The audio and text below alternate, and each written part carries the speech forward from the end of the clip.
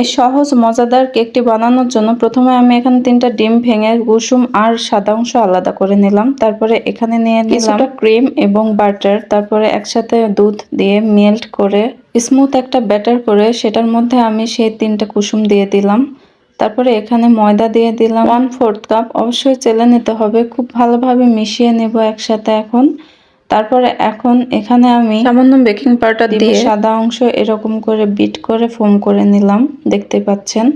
তারপর সেই ফোমের সাথে ওই ব্যাটারটা আলতো করে মেশাবো অল্প অল্প করে দিয়ে। অবশ্যই এটি আলতো করে আস্তে আস্তে মেশাতে হবে। তারপর স্মুথ ব্যাটার তৈরি হলে একটি মোল্ডের মধ্যে কাগজ দিয়ে দেব আর তেল ওভেনে বেক করতে দিলাম 180 ডিগ্রি সেলসিয়াস তাপমাত্রায় 35 মিনিটের জন্য। আর বের করে নিলাম, হয়ে গেল খুবই মজাদার এই কেকটি। উপর দিয়ে কিছুটা আইসিং সুগার ছিটিয়ে সার্ভ করব।